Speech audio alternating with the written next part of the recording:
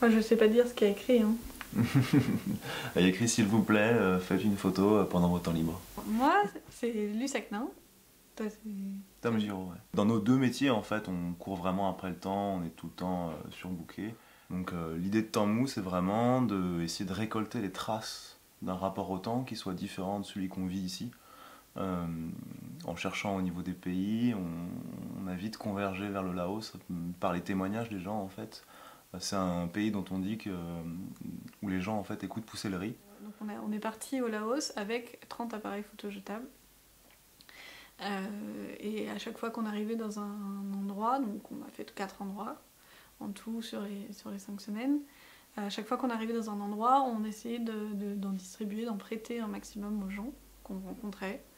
Et du coup, on demandait aux gens pendant plusieurs jours de garder l'appareil photo avec eux et de faire des photos quand ils avaient un moment. C'est une pratique qui est pas mal faite dans les analyses utilisateurs en design.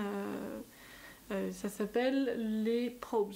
Donc voilà, l'appareil photo jetable, ce qui est génial, c'est que on avait le regard de ces gens à un moment donné. Et aussi, comme c'est sur 27 poses, c'est une taille finie et tout le monde a les mêmes 27 poses, et on a une notion de temps, quoi. Disons que le concept même de temps libre, il était surtout compris dans les villes. Et dans les villages, c'était plus mélangé en fait. Les gens s'appropriaient un petit peu la notion comme ils l'entendaient. Et certains ont traduit ce qu'on avait un peu en tête, d'autres des choses complètement différentes.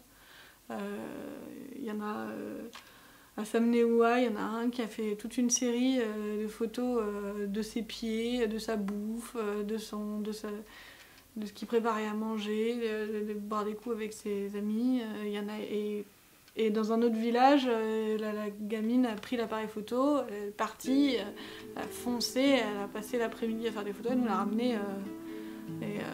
Des paysages.